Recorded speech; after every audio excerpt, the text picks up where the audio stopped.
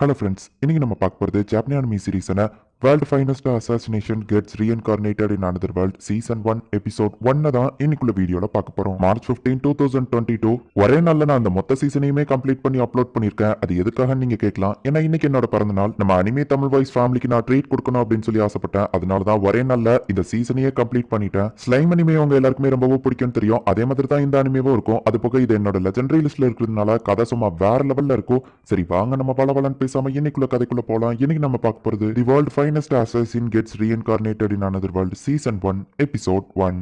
கதையோட ஸ்டார்டிங்லேயே நமக்கு ஒரு இடத்த காட்டுறாங்க. அந்த இடத்துல ஒரு பொண்ணு அழுதுகிட்டே இருக்கா. அவளுக்கு ஒரு பொண்ணு மேக்கப் போட்டு விட்டுட்டு இருக்கா. மேடம், நீங்க இப்படி அழுதுகிட்டே இருந்தீங்கன்னா பாக்குறதுக்கு அழகா இருக்க மாட்டீங்க அப்படின்னு சொல்லி அந்த மேக்கப் போடுற பொண்ணு சொல்லவோ, நானும் அதை தான் ஆசைப்படுறேன், நான் அழகா தெரியக்கூடாது அப்படின்னு சொல்லி அந்த பொண்ணு அழறா. அந்த பொண்ணோட கையில வழங்க மாட்டி வச்சிருக்காங்க. இப்போ இன்னொரு பொண்ணை ஸ்டேஜுக்கு கூட்டிட்டு போறாங்க. அங்க பெரிய பெரிய ஆளுங்களா இருக்கிற மாதிரி தெரியுது. இதுதான் item number 6. Natural blonde hair, grey colour eyes, உடம்புல எந்த ஒரு காயமும் இல்ல, இன்டர்னல் ஆர்கன்ஸ் எல்லாமே நல்லா தான் இருக்கு. இந்த அழகான பொண்ணோட விலை 4 மில்லியன் அப்படின்னு நம்ம ஸ்டார்ட் பண்ணவோ 5 மில்லியன் 6 மில்லியன் ஒவ்வொருத்தங்களும் அந்த ஆக்ஷனை ஸ்டார்ட் பண்றாங்க. என்ன இந்த பொண்ணுக்கு வரும் 5 மில்லியன்ல ஸ்டார்ட் பண்றீங்க? இவ்வளவு சீப்பாலாம் இந்த அழகான பொண்ணை என்னால விற்க முடியாது. இதுக்காகவா மெனக்கிட்டு அவங்க வில்லேஜ் கொளுத்தி வில்லேஜ்ல இருக்கிறவங்களை அட்டாக் பண்ணி சாவடிச்சுட்டு அங்க இருக்கிற அழகான பொண்ணுங்களை நான் ஆக்ஷனுக்கு எடுத்துட்டு வரேன். அதிக காசுக்கு போகலன்னா இவ்வளவு நானே வச்சுக்கிடுவேன் அப்படின்னு சொல்லி அங்க இருக்கிற ஒரு லேடி சொல்றா.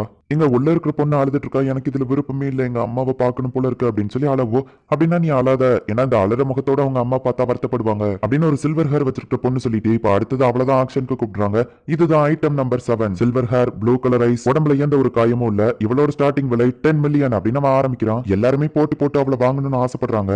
அப்படின்னா இங்க இருக்கிற எல்லாருமே கெட்டவங்க தான், பொண்ணுங்களை டார்ச்சர் பண்ணிருக்காங்க. இதுவே நான் இவங்களை கொள்றதுக்கு ஈஸியா இருக்கும் அப்படின்னு சொல்லிட்டு அவ மேஜிக் யூஸ் பண்ணி அந்த பூட்டை கழட்டிட்டு மேஜிக்லயே ஒரு கண்ணை வர வச்சு அங்க இருக்கிற எல்லாரையும் போட்டு தள்ளிட்டு இருக்கா. வெளியே ஏதோ பிரச்சனை நினைக்கிறேன் அப்படின்னு சொல்லி உள்ளுக்குள்ள இருக்கிற ராஜ் பகுவோ உள்ளுக்குள்ள இருக்கிற ஒரு மெய்ட் வந்துட்டு அவங்களை அடிச்சு போடுறா. நீங்க இந்த வேலையை விருப்பம் இல்லாம பாத்தீங்கன்னா நான் உங்களை விட்டுருக்கேன் அப்படின்னு சொல்லி அந்த மெய்ட் சொல்லவா அவனுங்க கத்திய தூக்குறாங்க. இப்போ எனக்கு உங்களை கொள்றதுக்கு ஈஸியா இருக்கும் அப்படின்னு சொல்லிட்டு அவங்களை வேற லெவல்ல அடிச்சு போடுறா. அவங்க கிட்ட இருந்து சாவியை வாங்கி கொடுத்து மத்த எல்லாரையும் காப்பாத்தி வெளியே கூட்டிட்டு போ அப்படின்னு சொல்லிட்டு இப்ப அந்த பொண்ணுக்கு ஹெல்ப் பண்றதுக்காக போறா. இந்த ஆக்ஷனை நடத்துற அந்த லேடி காட்ஸை சீக்கிரமா கூப்பிடுங்க அப்படின்னு சொல்லி சொல்றா. இப்ப பார்த்தா இன்னொருத்த வந்து அந்த மேஜிக் யூஸ் பண்ற பொண்ணையே அட்டாக் பண்றான். அவனும் ஒரு மேஜிக் யூசர் அப்படிங்கறத இவ ஸ்கேன் பண்ணி புரிஞ்சுக்கிட்டா. மேஜிக்ல யூஸ் ஆகுற ஒரு கன்னை யூஸ் பண்ணி அங்க இருக்கிற எல்லாரையும் அவங்க போட்டு தள்ளிட்டு இருக்காங்க. நிறைய பேர் சுத்தி வளைச்சிட்டாங்க. நான் என்னோட சாண்டை கிரியேட் பண்ற வரைக்கும் நீ மத்த எல்லாரையும் சமாளிச்சுக்கோ அப்படின்னு சொல்லிட்டு அந்த சில்வர் கலர் ஹேர் பண்ண வந்துட்டு ஒரு சாண்டை கிரியேட் பண்ணிட்டு இருக்கா. இப்போ அந்த சாண்டவை கிரியேட் பண்ணி ஒரு பெரிய பிளாஸ்டே கிரியேட் பண்ணி அங்க இருக்கிற எல்லாரையும் அழிச்சிருதா.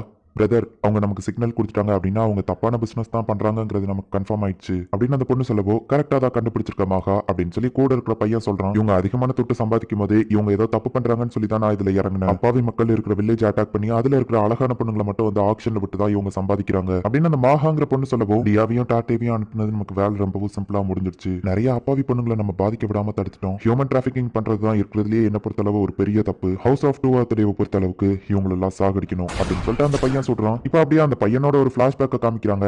வயசான ஒரு ஆளு அங்க இருக்கிற நிறைய பேரை போட்டு தள்ளிட்டு இருக்காரு. அவர் ஒரு அசாசி. நம்ம கூட இருக்கிற பொண்ணு வந்துட்டு டார்கெட் 30 மீட்டர் தள்ளி இருக்கு, சுட்டுட்டீங்க, அடுத்து 20 மீட்டர்ஸ் தள்ளி இருக்கு அப்படின்னு சொல்லி இன்ஸ்ட்ரக்ஷன் கொடுத்துட்டு இருக்கா. ஒருத்த மட்டும் காருக்கு பின்னாடி போய் ஒளிஞ்சுக்கிட்டான். காருக்கு பின்னாடி போய் அவன் ஒளிய போறான்னு தெரிஞ்சா ஃபர்ஸ்டே சொல்லிருக்கலாம்ல அப்படின்னு சொல்லிட்டு அந்த காருக்கு பின்னாடி இருக்கிறவனையா அசால்ட்டா அவன் போட்டு தள்ளிட்டு கிளம்புறான். சார், ஆனா இன்னும் நிறைய பேர் இருக்காங்க, இவங்களை அப்படியே உயிரோட விட்டோம்னா அந்த மாஃபியா கண்டினியூ ஆகுமே அப்படின்னு சொல்லி கேட்கவும், நமக்கு ஆர்கனைசேஷன் சொன்னவங்களை மட்டும் தான் நம்ம சுடணும். கரெக்டா 6 பேரை தான் அவங்க கொல்ல சொன்னாங்க, நம்ம கொண்டாச்சு. நம்ம ஒன்னும் ஹீரோஸ் கிடையாது, இந்த உலகத்தை காப்பாத்துறதுக்கு நம்ம எல்லாம் கொலக்காரங்க, அசாசின். ஆர்கனைசேஷன் அந்த மாஃபியாவை கொலை பண்ணணும்னு நினைச்சிருந்தா அவங்க நம்ம கிட்ட அதை தான் வேலையா கொடுத்திருப்பாங்க. அந்த 6 பேரைய கொல்ல சொல்லியிருக்காங்கன்னா அவங்க அந்த மாஃபியாவை கண்ட்ரோல் பண்ணணும்னு சொல்லி நினைக்கிறாங்க. நம்ம ஆர்கனைசேஷனோட ஆளுங்களே கூட அண்டர் கவர்ல இருக்கலாம் அப்படின்னு சொல்லி அவன் பேசிட்டு இருக்கும்போதே பார்த்தா திடீர்னு ஒரு ட்ரோன் இவங்களை ஃபாலோ பண்ணுது. இந்த ட்ரோன் எப்படி நம்மள கண்டுபிடிச்சது அப்படின்னு சொல்லிட்டு இப்ப அந்த வயசான அசாசின் வந்துட்டு ஃபாஸ்டா வேனை ஓட்டிட்டு போயிட்டு இருக்கான். நான் சொல்றது மட்டும் செய், என்ன எதுலாம் கேட்காத அப்படின்னு சொல்லி கூட இருக்கிற பொண்ணுட்டு சொல்றான். இப்ப எய்தாலியும் ஆளுங்க வராங்க, பின்னாடியும் ஆளுங்க வராங்க. அது போக மேல ட்ரோன்ல இருந்து வர துரத்திட்டு இருக்காங்க. நம்ம ஹீரோட வேன்ல இருந்து ஷூட் பண்ணவோ பதிலுக்கு இவங்களும் ஷூட் பண்ண ஆரம்பிச்சாங்க. இப்ப அந்த வேனே துண்டு துண்டா வெடிச்சு தருது. இப்ப அப்படியே நமக்கு ரீவைண்ட் பண்ணி என்ன நடந்துச்சு அப்படிங்கறத காட்டுறாங்க.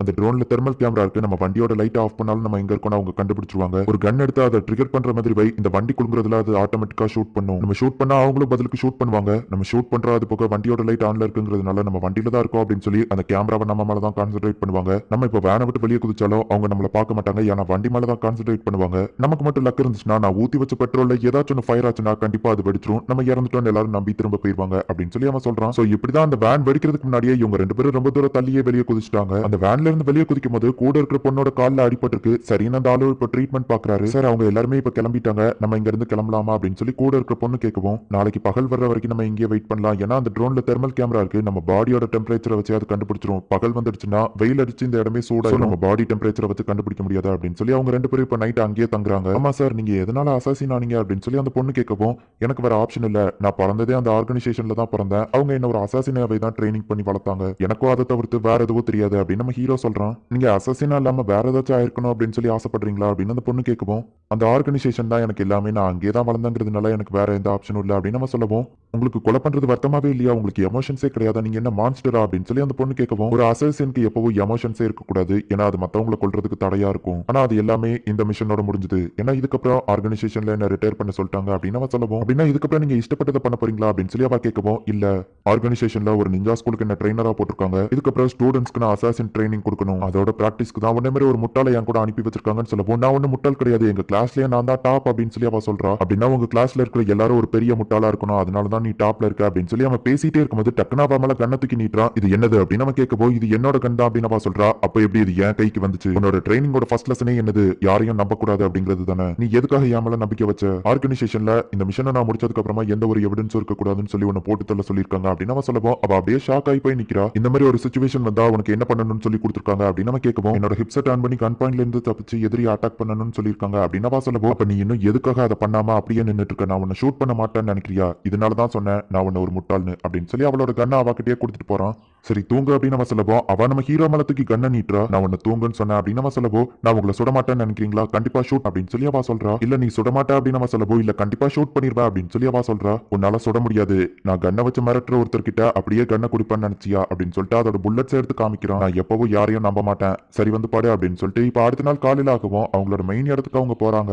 இப்ப நம்ம ஹீரோ வந்துட்டு அவன் ஆர்கனைசேஷன்ல இருக்கிற ஒருத்தங்களுக்கு கால் பண்ணி மிஷன் சக்சஸ்ஃபுல்லா முடிஞ்சிருச்சு அப்படின்னு சொல்றான். உங்க கூட வந்த பொண்ணு இன்னும் உயிரோட தான் இருக்காளா அப்படின்னு சொல்லி கேட்கவும், ஆமா இதோட என்னோட மிஷன் முடிஞ்சது, நான் ரிட்டையர் ஆக போறேன் அப்படின்னு அவன் சொல்றான். ஃபேக்கான பாஸ்போர்ட்டும் டிக்கெட்டும் ரெடியா இருக்கு, நீங்க இங்க வந்ததுக்கு அப்புறம் நம்ம மீட் பண்ணலாம் அப்படின்னு சொல்லிட்டு அவங்க காலை கட் பண்றாங்க. இப்போ இவங்க ரெண்டு பேருக்குமே வேற வேற ஃபேக்கான பேர்ல வந்து பாஸ்போர்ட் ரெடி பண்ணி வச்சிருக்காங்க. இப்போ இவங்க ரெண்டு பேரும் மிஷனை முடிச்சுட்டு அமெரிக்கால இருந்து டோக்கியோக்கு போயிட்டு இருக்காங்க. அந்த ட்ரோன் என்ன கண்டுபிடிக்கிறதுக்கு வாய்ப்பே இல்ல, இதுல ஏதோ ஒன்னு தப்பா இருக்கே அப்படின்னு சொல்லி அவன் யோசிக்கிறான். அப்ப திடீர்னு பார்த்தா அந்த ஃபிளைட் அதிர ஆரம்பிக்குது. நம்ம ஹீரோ போயிட்டு இருக்கிற அந்த பிளேனை ஹைஜாக் பண்ணிட்டு தான் நியூஸ்ல எல்லாம் சொல்ல ஆரம்பிக்கிறாங்க. என்னாச்சு அப்படின்னு சொல்லி அந்த பொண்ணு வந்து நம்ம ஹீரோ கிட்ட கேட்கறா. நான் ஃபர்ஸ்டே சந்தேகப்பட்டேன், இது எல்லாத்தையும் ஆர்கனைசேஷன் தான் பண்றாங்க, ஏன்னா அவங்களால தான் இந்த மாதிரி இவ்வளவு பெரிய விஷயத்தெல்லாம் ஈஸியா பண்ண முடியும். ஆர்கனைசேஷன் சொன்ன வேலையை நான் பக்காவா முடிச்சிட்டேன், ஆனாலுமே அவங்க எதுக்காக என்ன கொல்ல நினைக்கிறாங்கன்னு எனக்கு தெரியல. உன்னை என் கூட அனுப்பி வச்சதுக்கு காரணமே அவங்க என்ன போட்டு தள்ளுறதுக்காக தான். இந்த பொண்ணை நான் ப்ரொடெக்ட் பண்ணணுங்கிறதுக்காக தான் நைட்டு லேட் ஆகி பகல்ல அந்த இடத்துல இருந்து வந்தேன். இது எல்லாத்தையும் அவங்க பிளான் பண்ணி தான் அப்ப பண்ணிருக்காங்க அப்படின்னு சொல்லிட்டு இப்போ அந்த பைலட் ரூம்குள்ள போய் பாக்குறா. பைலட் ரெண்டு பேரையுமே அவங்க அட்டாக் பண்ணி வச்சிருக்காங்க. என்ன மாதிரியான ஒரு சாதாரண ஆளை கொல்றதுக்கு அவங்க எதுக்காக இவ்வளவு பெரிய செட்டப் பண்ணி வச்சிருக்காங்கன்னு தான் எனக்கு தெரியல. நிறைய பேரை நான் கொண்டிருக்கேன், கண்டிப்பா ஒரு நாள் நானும் இறந்து போவேங்கிறது எனக்கு நல்லாவே தெரியும். ஆனா ஒரு விஐபியை கொல்ற லெவலுக்கு ஒரு பெரிய பில்டப் இருக்கும்னு எனக்கு தெரியாது அப்படின்னு சொல்லிட்டு அவன் சிரிச்சுக்கிட்டே இப்ப இறந்து போறான். ஆனாலுமே அவனுக்கு வருத்தமா இருக்கு,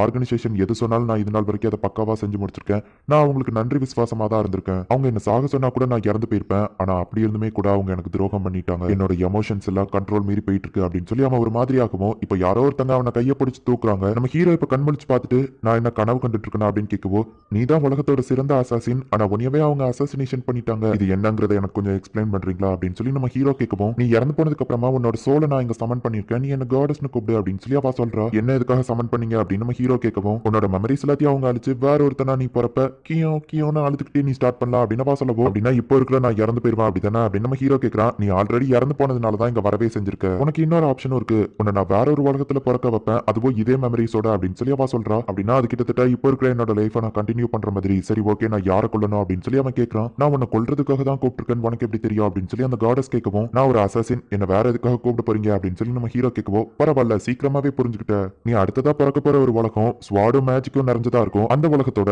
ஹீரோவை தான் நீ கொல்லணும் அப்படின்னு சொல்லி அந்த காடஸ் சொல்றா. இந்த இடத்துலயே இந்த எபிசோட் முடியுது. கமெண்ட்ஸ்ல என்னோட பர்த்டேக்கு விஷ் பண்ண எல்லாருக்குமே ரொம்ப தேங்க்ஸ். இதே என்னோட லெஜெண்டரி லிஸ்ட்ல இருக்கிறதுனால கதை சும்மா வேற லெவல்ல இருக்கும், மிஸ் பண்ணாம பார்த்து என்ஜாய் பண்ணுங்க. அண்ட் உங்களுக்கு இந்த வீடியோ பிடிச்சிருந்தது அப்படின்னா லைக் பண்ணிட்டு அப்படி மறக்காம நம்ம சேனலை சப்ஸ்கிரைப் பண்ணிருங்க. தேங்க்யூ ஃபார் வாட்சிங். பாய் கைஸ், நெக்ஸ்ட் எபிசோட்ல மீட் பண்ணலாம்.